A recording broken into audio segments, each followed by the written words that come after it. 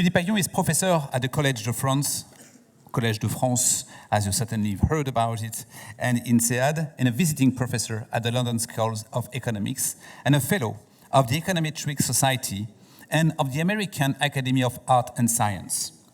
His research focuses on the economics of growth, and with Peter Howitt, he pioneers the so-called the Schumpeterian growth paradigm, which was subsequently used to analyze the design of growth policies and the role of the states in the growth process.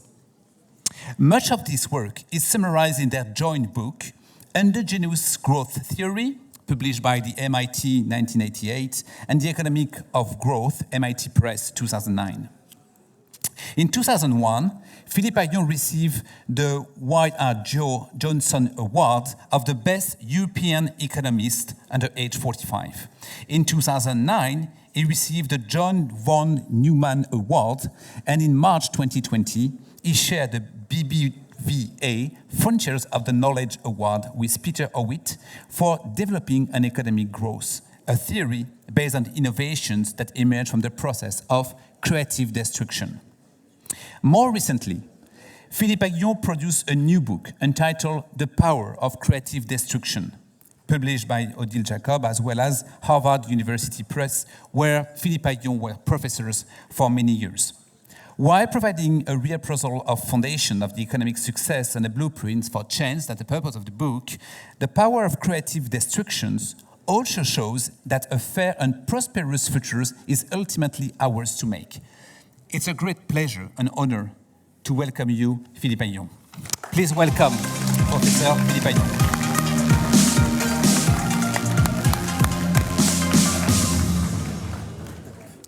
Thank you. Thank you very much. So thanks. I think I have. I have in fact water inside my. Yeah, you give me my bag. Thank you so much. Merci. That's very helpful. Voilà. We try. Okay. So thanks so much for inviting me, and it's a great honor. It's my first time at ESSEC, but I heard a lot about this school, and I know it's a very prestigious school. I teach in a competitor school, which I won't name, because since I'm visiting ESSEC, I won't advertise my own school. And it's great to be here. So I will talk about innovation and climate, but just to introduce a bit where I come from, that's not me, that's Joseph Schumpeter. And Schumpeter said he was good at 2 of 3 things. Good lover, good horse rider, and good economist. And he said he was good at 2 of the 3. Apparently, he was not a very good horse rider. I'm good at none. I mean, I'm not at all on his footsteps. So that's just to introduce Schumpeter. Just to put some... Okay, and Schumpeter has been both, he has been in government in Austria, and then he ended up being a professor at Harvard, but was very sad. He died in 1951, and I became a professor at Harvard University much later, in 2000, so I missed him by a small 50 years. I would have loved to be his colleague. Schumpeter is known for the notion of creative destruction. So what do we call creative destruction? Hello. Creative destruction is the process whereby new innovations displace old technologies. New innovations make old technologies obsolete. And what I did with my colleague Peter Howitt, whom I met at MIT in 1987, is to build a new growth model revolving around the notion of creative destruction. To be honest with you, I never read much of Schumpeter. People keep asking me, but do you know what he said in that book or that book? I said, I have no clue, because I just saw the creative destruction, and then it was enough. I wanted to build a theory around it, and I never read Schumpeter. So shame on her. Now you know. It's a secret among us. Don't repeat anybody else. Only 500 people know, but the rest should not know. Okay, so and we built with Peter Howitt a growth model, and it's now a dominant growth model in economics. It's called the Schumpeterian growth paradigm. And this paradigm revolves around three main ideas. Whoa. First idea is that long-run growth is driven by cumulative innovation, where each innovator builds upon previous innovations. The second idea is the fact that innovations do not come from heaven. They result from entrepreneurial activities motivated by the prospect of innovation rents. It's a very important thing. You innovate because you make some profit from it, okay? Our friend d'Alsace, I'm sure you are curious, but I hope you made some money with your fourchette, quoi, no? I mean, no? Huh? Sorry? Yes, but not at first. No, first you lose money, but then you hope to make money, no? Okay, so, and if you were in Zimbabwe, where you are expropriated, you would never do any innovation, no? If Piketty was Minister of Finance, you would never do any innovation because he would take all the profits in taxation. Okay, so just to put some ambiance. So you need to be in an environment where there is institutions and policies that favor growth because they favor innovation. They encourage you to innovate. Ah, wow. Here I feel that I'm not. We could have it interactive, you know. I'm happy to go either way. Let me go on, okay? So it's important to have innovation rants to innovate. If you don't think you get some rants, you don't engage in innovation. And the third idea is creative destruction. New innovations displace old technologies, make all technologies obsolete. So what's exciting with this theory is that at the heart of the innovation process, there is a contradiction. On the one hand, you need innovation rants to motivate innovation, but on the other hand, yesterday's innovators are tempted to use those rants to prevent subsequent innovation. Because you don't want, to be replaced. You don't want yourself to be subject to creative destruction. And Schumpeter himself was very pessimist about the future of capitalism because he thought that the first innovators would turn into entrenched incumbents that would prevent subsequent innovation. And a lot of the reasons for which he was pessimistic came to be true. We had secular stagnation. Very often you have conglomerates that prevent new innovation. So regulating capitalism is largely how to manage this contradiction. How can you have the rents but make sure that they are not used to prevent subsequent innovation? Okay, so that's the paradigm. That's a paradigm that completely changed. I don't know if you ever studied the solo model. Do you study any economics at ESSEC? Yes, no. There is economics here, no, or none, or you just study. I know you have a philosopher. I know you have an entrepreneur. I don't know. Do you do any economics? You do, no? Yes, Solo. You've seen the Solo model, no? Bob Solo, never heard that guy? No?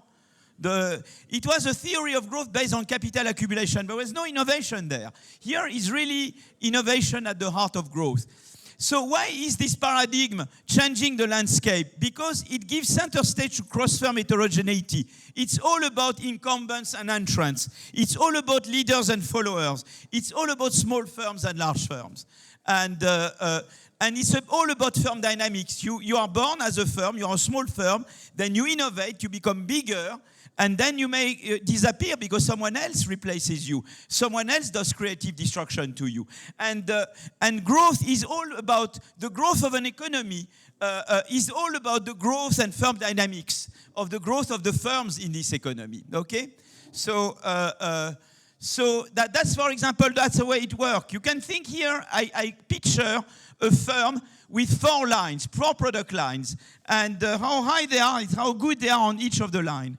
How will the firm grow? The firm will grow if it innovates upon another line, and then it will move from being a 4 line to a 5 line. How will it shrink if another firm innovates upon one of the lines, and then the firm is shrinking? And that's how you have firm growth, the firm shrink. And that's all firm dynamics about with it. So that's the kind of theory I've been, I would like just to show you something interesting. First type of graph is that where there is more turnover, there is more growth. more turnover means more growth. Because where it grows is where you have new firms replacing old firms. So on the horizontal axis, I have rate of creative destruction, the rate of firm turnover, and on the vertical axis, I have the growth rate of per capita GDP. So where you have a lot of turnover, you tend to have more growth. That's a fact. Another fact is that there is tend to be a relationship between firm size and firm age. You tend to be born small, and then you grow. But if you're not very good, you don't grow fast. You can see that in the US, it's a steeper curve between age and size of firm. Why is that? Because firm, when you are good in the US, you find financing, so you can grow more. And also it means that the good, they can replace the bad. And so those who survive, they are better, because you cannot survive if you're not very good. And that's why you have this steep relationship between age and size in the US, and much less in Mexico or India. Okay? So I would like now to talk about climate and innovation. I don't know, are you interested in the environment, or you don't care a damn? Are you interested in climate? Or you are not interested in climate? You might not. You might decide that, after all, why should we care? Okay? Now, there are in France, because we are in a very strange country called France, and in France there are those who propose la décroissance. They say to fight climate change, you need negative growth, la décroissance. Now, historically, they are not wrong, because if you look at temperature, you can see on these graphs that the temperature worldwide was essentially constant up to the early 19th century. And that's why temperature started to increase. And temperature increased because you had the Industrial Revolution. And where you had growth, that's exactly at the time where you had growth take off. You know that growth worldwide is a very recent phenomenon. There was no growth at all worldwide for until 200 years ago. I mean, we live, I don't know, Sapiens has 10,000 years old, Neanderthal much older, les éléphants du Parti Socialiste, even older. No, I'm joking. But growth is only 200 years old. So it's a very recent phenomenon. And growth took off worldwide with the Industrial Revolution exactly when temperature is going up. So historically, those who propose la décroissance, they are absolutely right. Because in fact, it's growth that was responsible for the increase in temperature. So, of course, they are right in that respect. But does that mean that we should have no growth to solve the problem? No, because you remember 3 years ago, we had the COVID. And when we had COVID, and before we discovered the vaccine, by the way, the vaccine should have been discovered in France because it is in Institut Pasteur that they were the first research on RNA messenger. But because we are so bad at financing innovation in France, so bad, the vaccines were done elsewhere than in France, which is a total shame for France. Shame on us that we didn't come up with a vaccine based on RNA messenger. It should have been done here in this country.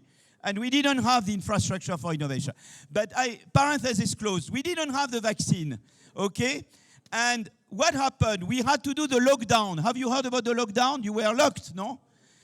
Okay, during the lockdown period, between March and June 2020, the GDP went down by 35%, negative growth. CO2 emissions went down by 6%. So if you were only relying on negative growth to reduce temperature, you would have to be permanently in the lockdown. You know, many young generations were sacrificed with the lockdown. It was a disaster. Many couples ended up, with wife or husband dead. Many children ended up completely crazy. It was the lockdown had terrible effects. Do you want to be permanently in a lockdown? No. That's the negative growth route. But there is another way to fight climate change. And the other way is to have innovation. Why innovation is the way out? Because innovation allows you to discover clean sources of energy, allows you to produce using less energy, allows you to isolate buildings much better, to do transportation, which is less polluting, all this is innovation. So innovation is the only alternative to negative growth, okay? And so now I would like to talk about innovation. Now, the problem with innovation, the first problem with innovation is that you may say, well, okay, let's have firms innovate green. But the problem is that there is path dependence in the direction of innovation. What happens is that firms that innovated in the past a lot in dirty technologies, they tend to continue innovating in dirty technologies. Why? Because you tend to continue doing what you were good at doing before. So if you have laissez-faire economy, if you don't have state intervention, the firms will continue to innovate in dirty technologies. So you need the state. So I will ask you, for example, what would you do to induce firms to innovate clean? What would be your policy? Yes, you, tell me. What would you do? Come, tell me, come.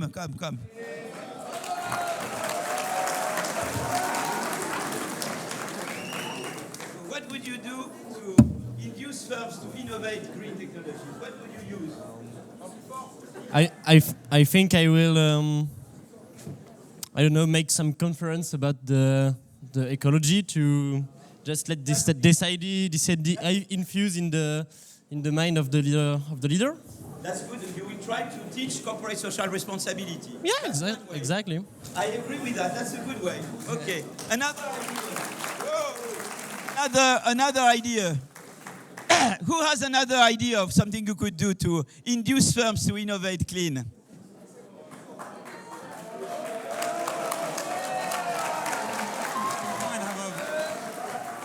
So you can put, there's push and pull factors towards innovation. You can push towards innovation by punishing dirty technology. So your carbon taxes, other penalties for being polluting, and you can also push like what the United States is doing, which is that they spend a lot of money, so all the European companies invested in the green technology and invest in it yourself. You should continue the lecture. Maybe I will. My God, he's done. He's given away everything. Yeah, that's great, exactly. So you see, use several instruments, carbon tax, but also industrial policy and subsidies to green innovation. It's amazing. He has given the answer. That's absolutely exactly what we see. And so, in fact, by the way, there is path dependence in green versus dirty innovation. You can show that firms that innovated, you see here, I look at the flow of innovation as a function of the stock of dirty and clean, and you see that your propensity to innovate dirty is much bigger when you have a stock of dirty. So to redirect firms is true corporate social responsibility teaching, very good idea. Carbon tax, very good, but also industrial policy. That's, I think, a very good idea. But the thing is that it's very important to have several instruments. The second idea is that you need to act right away. Why? Because if you don't act right away, firms will continue to innovate dirty. It's like if you wait to go to the dentist. When you have a cavity and you wait too long to go to the dentist, the cavity becomes deeper and then you need more drilling to get rid of the cavity. It's exactly the same with climate change. If you delay action, firms will continue to innovate dirty. Then for the gap between the dirty and the clean technology will widen up, and it will be more costly to innovate. I don't know if I'll survive this. And as a result, it will be more costly to innovate tomorrow, okay? So I continue. I don't want to bother you with too many slides. One thing, by the way, creative destruction helps you too, because new firms, they are not subject to this path dependence problem. They don't have the problem of what they did before because they did not exist before. So one way also to get around the climate change thing is to help new firms come in. And that, I think, is a very important thing. I wanted just to say, act now. If you don't act now, that's what I said before, innovation, the gap between the clean and dirty technology will widen because spontaneously firm will innovate dirty, and the cost of intervention, which is reduced growth as long as clean technology catch up with dirty, will increase. And here, that's exactly what goes on. On this picture, you have the figure, the red is if you delay, And the green is that if you act right away. If you delay, of course, you have more growth in the short run, but you will have less growth in the long run. So you should act right away. You should not wait, okay? And the several instruments, carbon tax, but also subsidies, exactly like your friend said. If you have only one instrument, you will be much less. You can do much better using both the demand pull, and the supply push, exactly like your friend said. Okay. So that's what I want to. Say. There is one debate on energy, is the shale gas. You know, in the US, they have shale gas, and they explored shale gas. Some people hate shale gas, and in the US, it helped a lot. It's an intermediate source of energy because it's less polluting than coal, but more polluting still than renewable. But because renewable, it will take time before we can entirely rely on renewable energy. That's what you can see. The share of electricity, natural gas became more and more important in the US, and coal became less important. And the problem is that if you introduce shale gas, the good aspect is that in the short run is that you substitute shale gas for coal. That's good because you reduce pollution. On the other hand, you made energy cheaper, and therefore people consume more energy, which tends to pollute more. But the good news is that in the short run, it is the substitution effect that dominates the scale effect. It's the fact that you substitute shale gas for coal that dominates the fact that you consume more energy. So when they introduced shale gas in the US, it was a good thing in the short run, but bad in the long run. Why bad in the long run? So bad in the long run because, in fact, when you introduce shale gas, you divert research away from renewable. And so you may be stuck in shale gas. You see, that's the problem of having an intermediate source of energy, is that you may divert research and development resources away from renewable into this intermediate source. And the way out of that is to subsidize renewable research. You see, renewable energy. So that's again where the carbon tax is not enough. Not only you need the carbon tax, but you need to strongly subsidize research in renewable to avoid the bad effect of the shale gas, to divert resources, research resources from renewable. So that's an important thing. And you know why I talk about the carbon tax? Because various colleagues of mine, they believe that carbon tax alone is enough. Even an ex-prime minister in France, whom I won't name, believes that the carbon tax is the beginning and the end of everything. He's not a fan of industrial policy and the green subsidies like you were mentioning. He believes that the carbon tax is enough. I have other colleagues who also believe that you can do everything with the carbon tax. This is rubbish. You did both the carbon tax and the industrial policy. And that, I think, is a very important thing to push. One thing I would like to mention is the role of civil society. Alors, why is it important? You were mentioning before, it's exactly your point, the first speaker, you mentioned the teaching. I teach the values. Alors here what I represent is the propensity to innovate clean as a function of values. The function of on average, the firm, which countries it operates in, and what is the demand for the environment in these countries. And you can see that countries where there is a bigger value for environment, where consumers value more the environment, where they've been more through your way, you can see there is a plus with the stars. You see, that's the first row. That means that when you are a firm operating in countries where consumers value more the environment, you tend to, in fact, innovate much more clean. So that's the first thing. And you want to look at also at the third row. The third row is the interaction between values and competition. And in fact, why is that important? What is your name? Your name? Yes. Guilain. Voilà, Guilain. I will tell you the reasoning. We are in a world where you have Guilain and me, but first you are virtuous and I'm not virtuous. So first you are not quite there. And I know that consumers like clean products, but I am the only producer. So I say, okay, they care, but I'm the monopoly. So they have no choice but purchasing from me. So I won't give much damn about it. Okay? Even though they value, I will innovate green, but not too much.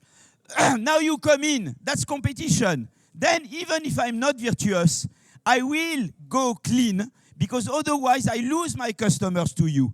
So you see that the effect of value, and that's the third row on this graph, is in fact enhanced by competition. When you have more product market competition, it enhanced the effect of the consumer's valuation for environment on the propensity to produce and innovate green of the firm. So that's very interesting, because it means that you have the carbon tax, but the carbon tax created the yellow vests.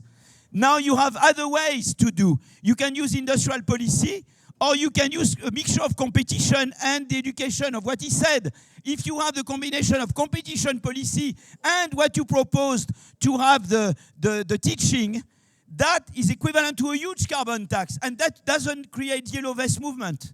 You see? So the good news is that you can avoid the yellow vest movement to induce transition towards green technology. You see? So there are several instruments that can get you to a cleaner economy. Okay? Alors, I want to come to conclusion, because I can see that the concentration span is limited. And I get to something called conclusion, which is fantastic news. And I want to try some ideas on you, because it will be the political debate over the next 4 years. So my first conclusion, I just try to wrap up what I said so far. Innovation-based climate models suggest that action might be taken urgently, because otherwise the gap between dirty and clean technology will widen up and intervention is more costly. Second, multiple instruments should be used. Okay? Third, you need the firms that innovate, the state that does the carbon tax and the industrial policy, but you need civil society, the teaching of people who the values are determinant. And you can see that the triangle between firms, the state, and civil society is crucial to guarantee the success of the policy. Okay, so now I want to try some ideas on you, and I want to talk about the role of finance. So finance is an important thing. You teach finance in this school, okay? And in fact, what's very interesting, I told you that the small firms are the more likely to innovate green, because they don't have this problem that I call path dependence. They don't have the fact that, they had bad habits. They don't have these bad habits of past dirty innovation problem, okay? And it's very interesting, because you can look at the role of finance by looking at the role of the banking crisis. When you had the financial crisis of 2009, in Germany, Commerzbank went almost bust. I hope you had nothing to do with Commerzbank, because it became a rubbish bank, okay? So it became, okay? Commerzbank went bust, essentially. They cut its lending. And what happened? Anybody from Germany? Nobody? Okay. Never go with Commerzbank. Okay, so what happened to patents? The patents overall didn't go down, but you can see that green patents went down. Do you see? I can look before and after the Commerzbank crisis into the firms that were related to Commerzbank. So I do a difference in difference. It's before versus after the crisis, and it's the firms related to Commerzbank versus the firms that do not relate to Commerzbank. And you see that the firms that relate to Commerzbank, green patents go down, okay? Very bad for green innovation. But now you can work, for which firms is it true? It's mostly for small firms to the right. It's the small firms that were involved with Commerzbank that had to cut their green innovation. And it's also the young firms to the right of this one.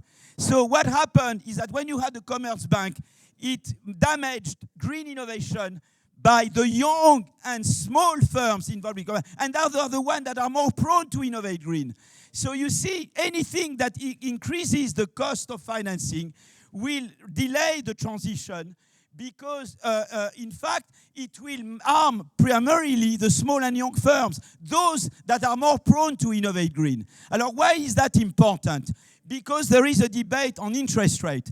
We used to have Mario Draghi at the head of the ECB, and Mario Draghi was a very inventive person.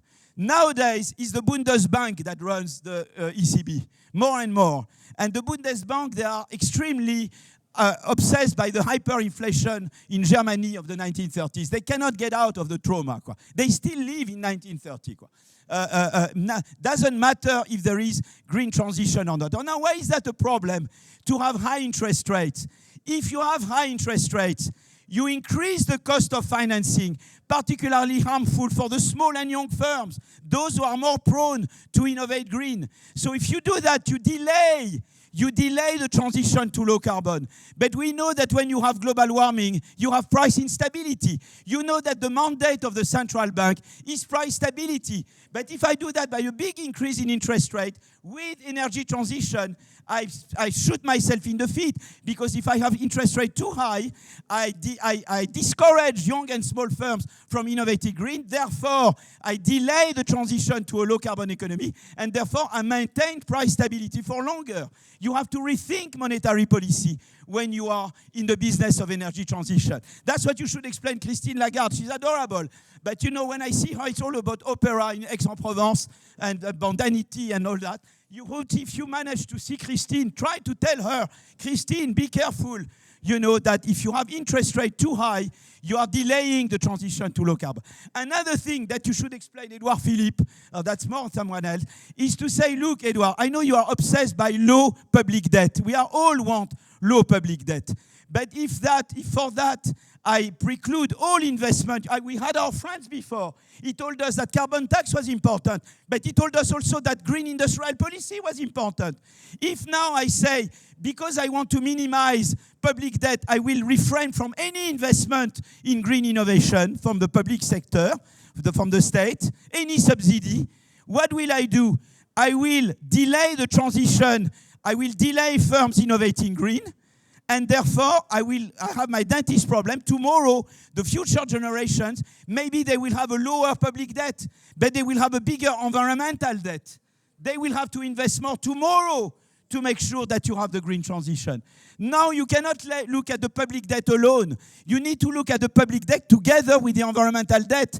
You cannot reduce public debt at the expense of increasing too much the environmental debt. You have to do macro policy differently. Okay? And finally, I want to touch upon the debate. I like very much Jean Pisani. He's my good friend, but we had a big divergence on the financing of energy transition. Jean and Selma Mahfouz published a very good report for France on the energy transition process, and they wanted to restore the wealth tax in France, the l'ISF, to finance the green transition. I think it's a wrong idea. For me, you know, to finance the green transition is like when we financed the railway system in France in the 19th century. We needed huge investment to cover France with railways, okay? And for that, the state had to make deals with private companies. In particular, one of them is les Frères Pereire. Mais il n'y avait pas que les Frères Pereire, there will be many others. And instead of stabbing the private capital, you have to induce private capital. So my way of doing that is to say the EU as such can borrow based on the revenue from the ETS and carbon tax. Okay, you could have EU borrowing. You know, the EU, the European Union, we are a regulatory giant, but a budgetary dwarf, you know. We have to become a bigger budgetary. And one way is to have EU borrowing. We could have EU borrowing. You use the amount raised by the EU borrowing, and you do development banking. You know, the EBRD, for example, which is the Bank of the Eastern Europe in London, or the World Bank. For each euro they invest themselves, they mobilize 2 euros of investment. That's development banking. The bank puts 1 euro and the private sector does the rest. So what you would do is that you would have EU borrowing by the European states to get the basis, which is 500 billion euros, for example, and then you do development banking to have the private sector come in, and then you could mobilize 1,500 billion euros, and that you invest, and you invest through DARPA. You know what DARPA, who knows what DARPA is? Defense Advanced Research Project Agency. Who ever heard that name? DARPA. Nobody? You heard, come. Tell us what DARPA is all about.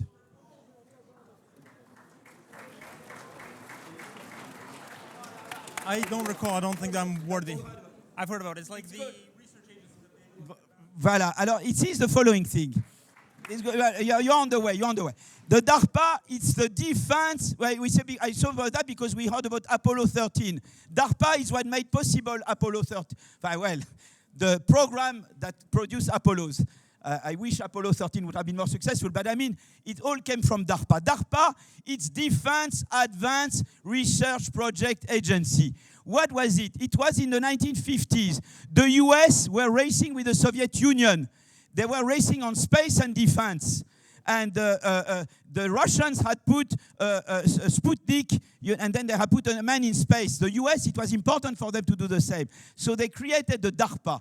And the DARPA is that you have the basic research is already done, but you need to turn the basic research within 1 year into concrete applications.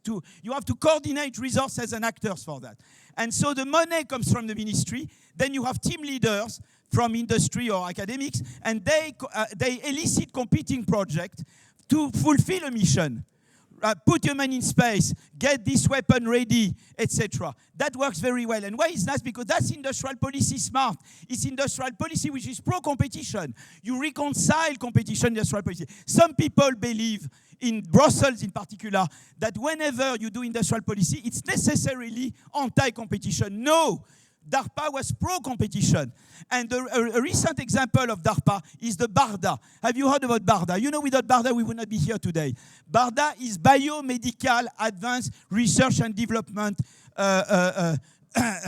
Research agency. It's the thing that made the RNA messenger become the vaccine. You know, but BARDA, the RNA messenger was a technology. But you had to turn it into vaccine, mass production of vaccines. They did exactly the same. They had team leaders. They elicited competing labs, Johnson, Moderna, Pfizer, all then competed. Many of them you don't know because they failed. And that's how you had, in 1 year, the mass production of RNA messenger vaccines. And so it's a very successful way. And we don't have the equivalent in France or Europe of the DARPA or the BARDA.